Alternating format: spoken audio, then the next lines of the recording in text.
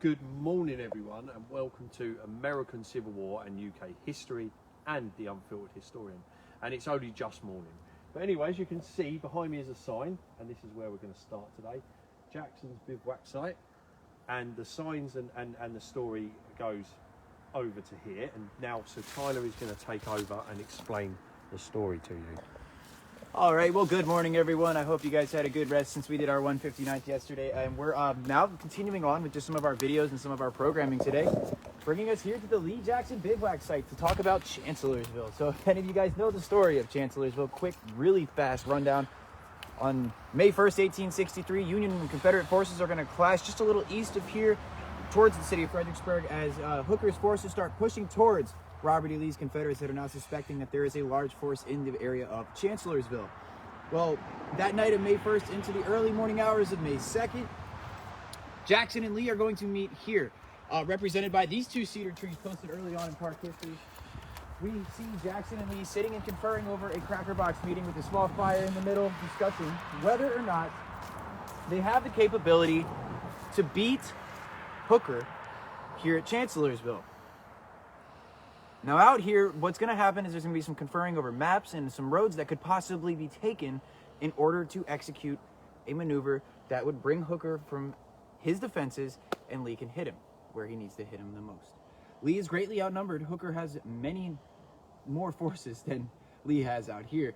And what's going to result in this meeting is a road discovery. Well, not necessarily a discovery. The road's in existence. It's cut by a man by the name of Charles Welford, who owns the Catherine's Furnace, which we'll see here later today as well.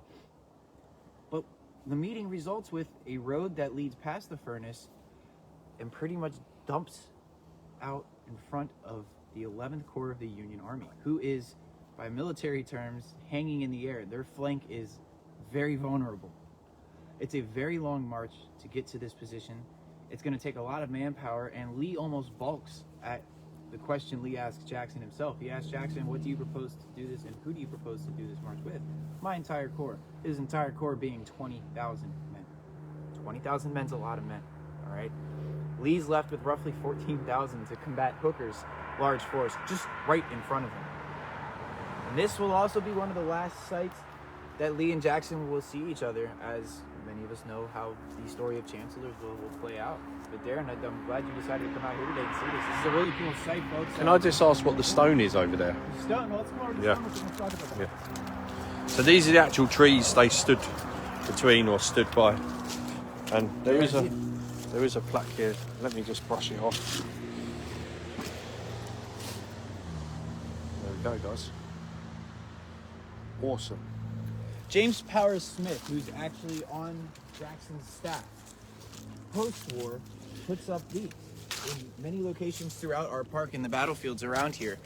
And it'll denote whether Jackson stood at a certain place, whether Lee had a headquarters at a certain place, or just some of the famous incidents around our battlefields.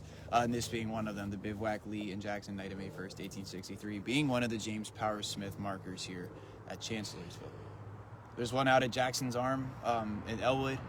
There's another out at Prospect Hill to denote where Jackson's position on the field was. There's one on Lee's Hill to denote that that's the command post. There's quite a few throughout just the parks itself. So we have these thanks to James Powers Smith, who was, again, on Jackson's staff, and post-war decides to put some of these Smith markers, as we call them, to denote just some of the famous incidents between Lee and Jackson throughout the battles that we have here in the Fredericksburg Spotsylvania National Military Park. So this is when they start to really try and locate the area, and so people know.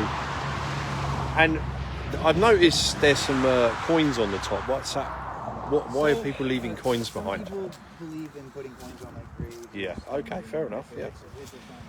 That's actually does damage to the monuments. Okay. Yeah. Mm-hmm. So it's not an encouraged thing at all. No. But people do. Okay, guys. Well, that is the bivouac site.